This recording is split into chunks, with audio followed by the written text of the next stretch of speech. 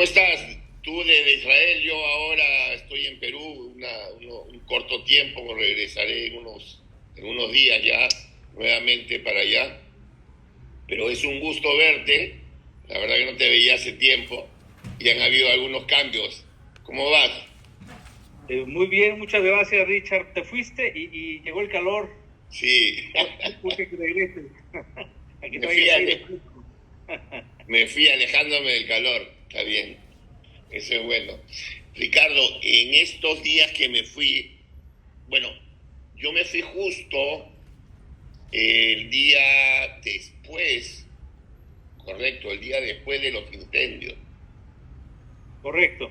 que no podía, incluso me quedé varado en Ben Gurión en el tren y tuve que, al final me tomé otro tren, me quedé en Modín y en Modín traté de tomar un bus, cosa que logré y me llevó a Jerusalén. Ah, wow. Fue todo un trámite llegar a Jerusalén, porque estaba cerrado. Los incendios fueron muy, muy fuertes. Sí, correcto. Fue un día jueves, si no me equivoco. Un día jueves, donde nuevamente hemos visto cómo estos terroristas ingresan, incendian, o sea, mejor dicho, hacen lo que quieren y no, la gente tampoco ve nada. O sea, solamente se preocupa de victimizar a los terroristas de Hamas y a Israel decirle que son culpables de todo. ¿Qué? Sí, es correcto. Fíjate que hubo expertos de Keren Kayemet, de esta organización que se encarga de reforestar a Israel, y había expertos que enseñaban cómo el árbol estaba quemado en una parte según el experto, esto es señal de que rociaron gasolina, algún producto inflamable, le prendieron fuego y entonces se quema esa parte que tocó el árbol donde está el combustible y el resto del árbol no se quema. Dice, esta es una señal clara de que hubo una intencionalidad, de que hubo alguien que vino, efectivamente, fue la mano del hombre a querer provocar un incendio que afortunadamente no fue a mayor, pues porque actuaron los servicios de emergencia, y luego cayó una lluvia de 5 minutos, pero que pues ayudó mucho, y no pasó a mayores, pero el incendio al parecer sí fue una cosa natural al principio, pero llegaron estos y también una actitud medio suicida, porque pues eso también les afecta a ellos, están aquí Claro, cerca, claro. y sin importar, supuestamente le tienen tanto amor a la tierra, pero por otro lado hacen cualquier cosa para destruirnos sin importarles el suelo que están pisando. Exacto, exacto. Ricardo, cuéntame un poco, y después de eso hubieron algunos ataques, tanto así que una de las bombas cayó muy cerca o dentro del área del aeropuerto. Llegaron misiles, pues eso ya se está volviendo muy rutinario. Pues no todos los días, pero cada 3, cada 4 días hay un misil que viene desde Yemen. Ese misil en específico que mencionas cayó en terreno del aeropuerto a 500 metros de las pistas del aeropuerto Ben Gurión, y ese misil no se pudo interceptar. Ese misil cayó de lleno en esa zona, provocó un cráter muy grande de 6 metros de profundidad. Fíjate, lo increíble es que estos misiles no llevan un explosivo que provoque incendio, digamos, que arda, sino que llevan una ola expansiva sónica, que a la hora de chocar con la tierra lo que hacen es provocar una especie de, como cuando pones el dedo en el agua y hay ondas que se expanden, eso pasa en el Ah, mundo. Y mira, entonces los cristales, la gente siente el golpe del sónico del misil, porque todo alrededor no está quemado, o está sea, solo reventado, por decirlo así. provoca ondas que producen destrucción, Correcto, correcto. no Y ese fuego. misil no fue interceptado, Interesante. cayó de tierra tal cual. O sea, nuevamente falló. Bueno, Sí, es que son misiles muy sofisticados, según entiendo, y también dicen que fue un error mecánico, no un error de cálculo de la tomo de hierro, sino parece que algunos de los misiles que lo iban a interceptar falló, y por eso es que entró de lleno. Pero hoy mismo en la madrugada, 3 de la mañana, tipo de Israel, hubo otra alarma y otro misil interceptado. Te digo, se está volviendo casi rutina. ¿Y qué hay de este nuevo sistema que es por láser, que elimina por láser? ¿No lo pueden sacar? ¿No está bien? ¿Algo pasa? Lo que entiendo, lo que dice el ejército es que todavía está en una fase experimental y por alguna razón no se usa. No sé si por seguridad o porque no sirve para este tipo de misiles, no lo sé. Pero todavía no está funcionando, al menos que sepamos. Porque acuérdate que el ejército, para que todas estas innovaciones, es muy hermético, obviamente, para no dar información al enemigo. Pero lo que se sabe públicamente es que todavía está en una fase experimental. Ricardo, y sé que hoy día estás un poquito ocupado y tienes algunas reuniones ahora, entonces quería un poco avanzar. Dime, ¿qué ha pasado? ¿Qué es lo que está sucediendo en Washington? Fue ayer, me parece, o ayer para mí, hoy para ti, no sé cómo es, pero un latino, sin más ni más, mató 2 personas, parece que eran israelíes, porque ellos trabajaban en la embajada en Washington, ¿verdad? Es correcto. Mira, esto lo escucho de buena fuente. Fue mi esposa la que me comentó. Ella ve tan que yo. Entiendo que muchos jóvenes aquí en Israel, sobre todo muy jóvenes que hicieron el ejército o que estuvieron en Miluim, en las reservas, muchas veces los mandan a hacer misiones diplomáticas al resto del mundo. Entonces, en este caso, estos muchachos entiendo que estaban en ese programa en donde dan pláticas, dan un poco de sus experiencias que tuvieron en el frente de batalla, y eran 2 jóvenes que incluso estaban comprometidos y había planes de matrimonio. Entonces, no eran empleados fijos de la embajada, sino que estaban ahí para un programa especial, enviados por el gobierno de Israel, y en una visita que tuvieron al Museo Judío en Washington, fueron a la salida interceptados por un hombre de apellido latino. Sin embargo, entiendo que es ciudadano norteamericano, que incluso tiene residencia en Chicago, y al parecer nació ahí, pero obviamente, pues, seguramente de papás latinos. Entonces, por eso tienen el nombre latino, y ahí los acribilla a los 2, y lo más lamentable es que al final, cuando lo arrestan, con orgullo, con una, no sé cómo decirte, una enfermedad mental a todas luces, empieza a gritar Palestina libre. No sé, Richard, yo creo que hay una gran descomposición en esta gente que apoya a... Mira, se entiende, pues, obviamente no le están pasando bien los gazatíes, obviamente está pasando hambre, están viviendo la intemperie. Y desde luego que uno también no quisiera que eso ocurriera. ¿Quién quiere que el otro esté sufriendo? Pero de ahí a que te conviertas en un asesino queriendo decir que lo hace, la gente no tiene sentido. Es verdad. ¿Cómo es posible? Y es un tipo de 30 años. Un tipo de joven, 30 ¿sí? años, joven.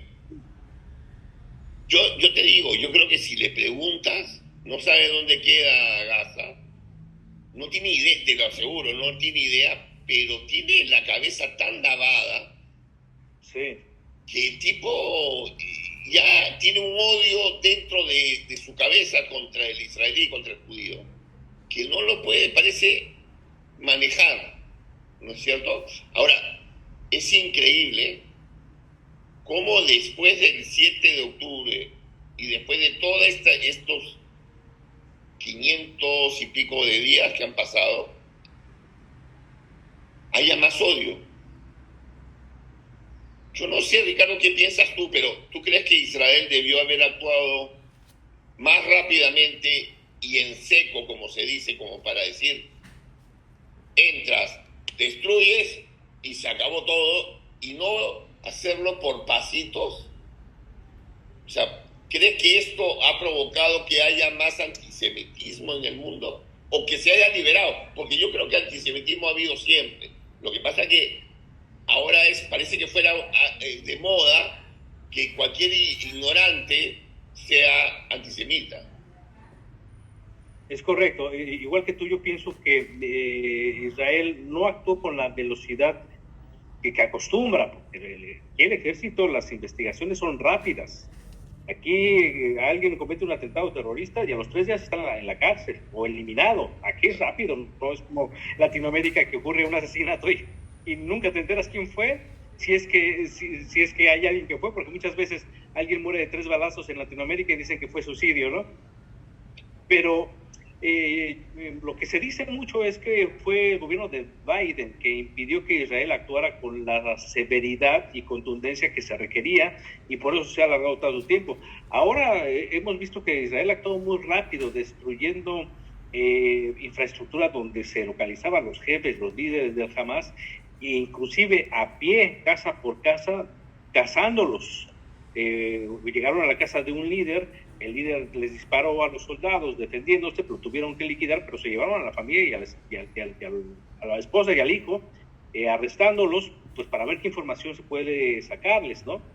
Pero esa efectividad no la habíamos visto desde hace mucho, porque al parecer no les estaba permitido, y ahora que se está haciendo, pues el mundo obviamente está en contra de Israel increíblemente, comprándole el discurso, la narrativa jamás, porque jamás lo que enseña son sus niños muertos. Hace rato estaba viendo un noticiero en España donde la periodista decía, si Israel quiere que le creamos, pues que enseñe las fotos de los del 7 de octubre. Pero en Israel no es, no, en primer lugar, ¿para qué vas a exhibir cuerpos?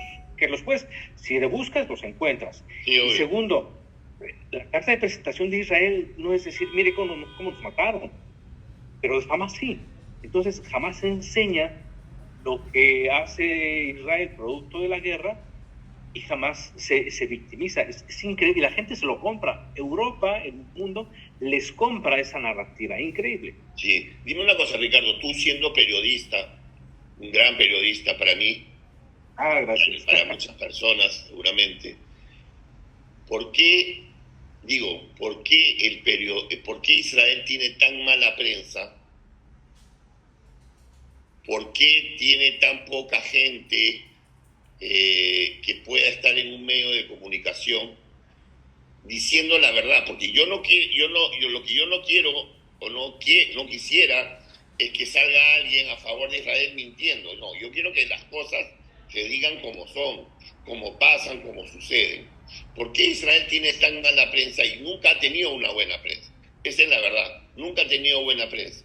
Sí hemos tenido interlocutores muy buenos, muy inteligentes, quizás en cada uno de los países, pero hoy en día esos interlocutores ya no están. Entonces, parece que también nos faltan estos interlocutores, porque los que hay o quieren ser interlocutores no tienen ese peso o no tienen ese conocimiento, ¿no es cierto?, para poder contrarrestar algunas opiniones de alguna gente que solamente vive de odio contra Israel, contra el pueblo judío. Yo creo que el israelí, la gente que nació aquí, no es muy consciente de lo que en el mundo se habla de ellos, de nosotros. No es muy consciente del rechazo que tiene el judío en el mundo. Yo siento que mucha gente, mira, por ejemplo, nosotros que somos Olim, que somos recién llegados al país, no sé si te ha pasado que muchos israelíes te preguntan, ¿y por qué vienes aquí? Sí. ¿Por qué estás aquí? Sí. Y ellos se imaginan que lo que pasa es que pues, tú vienes de Argentina, Perú, México, Chile, pues allá se está muy bien. Aquí, mira, estamos enjaulados, encerrados para que no nos maten, ¿no? Pero no se dan cuenta que afuera no es fácil decir que eres judío, no es fácil andar en la calle con una kipá, No es fácil. Y no es fácil que en una discusión, yo estudié en escuela pública, no estudié en escuela judía, y sin embargo, a la hora que te sientas con tus compañeros con los que tomas clase y hablas temas de Medio Oriente, inmediatamente el señalado eres tú. Ah, bueno, es que tú eres judío y tú te vas a defender y tú no sabes, etcétera. Entonces, no, y entonces yo creo que en esa escasez de conocimiento que se tiene en Israel, en lo que se habla en el mundo, no hacen mucho y además como que se cansan. Yo siento que el gobierno de Israel, el gobierno de Netanyahu, como que ya está harto. Se Si van a hablar cansó. mal, pues que hablen. Exacto, me imagino. Yo creo que esa es un poco la postura y desafortunadamente, como tú dices, no hay un líder de opinión que puedas decir, ah, mira, este señor sabe, este señor dice la verdad y este señor es contundente para dar información efectiva de lo que pasa en Israel. No, no hay, desafortunadamente, No hay. sobre todo que se necesita alguien que sea conocido en Estados Unidos, en Europa, alguien que en inglés pueda transmitir lo que tú estás comentando.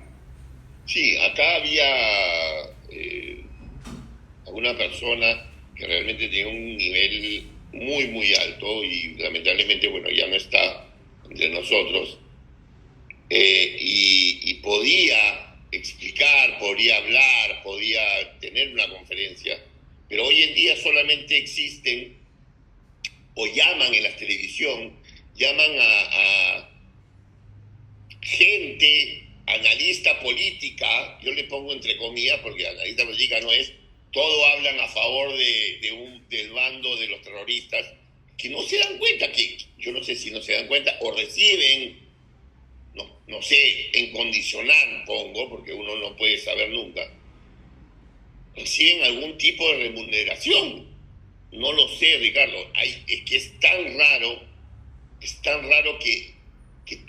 que esta gente lo único que hace es transgiversar la verdad, porque no es muy difícil saber si mienten o no, porque hay noticias que te van a indicar si están mintiendo, pero a ellos no les importa y largan porque algo les va a quedar, ¿no es cierto? Es como lo que hay un dicho muy cierto que dice, miente, miente, que algo queda.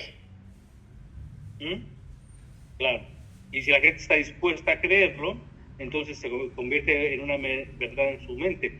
Ahora que mencionabas, gente que hace esfuerzo y que invitan a televisoras y eso para hablar del tema, se me ocurre, por ejemplo, Gabriel Ventasgal, argentino, que vive aquí en Israel. Él muchas veces lo he visto en varios programas televisivos en Latinoamérica y él trata de dar un poco de información, pero obviamente le dan 5 minutos para un tema que se habla 4 horas. Y ya hay otra persona, se apellida Gil White, él es mexicano, no es judío, él es académico y él entiende perfectamente lo que ocurre aquí y él sí es muy, muy escuchado, pero a nivel casero, digamos, lo invitan a las comunidades judías de Latinoamérica, etcétera, pero no es una persona pública, no es de los medios de comunicación. Ya tiene su canal en YouTube, etcétera, pero no hay una voz, al menos no que yo sepa, una voz que pueda ser referente y que pueda debatir, porque además para debatir se necesita conocimiento, se necesita saber lo que pasa aquí y no hay tanto. No hay, es verdad. Y se necesita debatir con la verdad y con firmeza, porque muchos, Correcto. por hacérselos tibios, yo los llamo tibios, entonces como que para quedar bien con ellos y con nosotros, ¿no? O sea, no son tan firmes como deberían.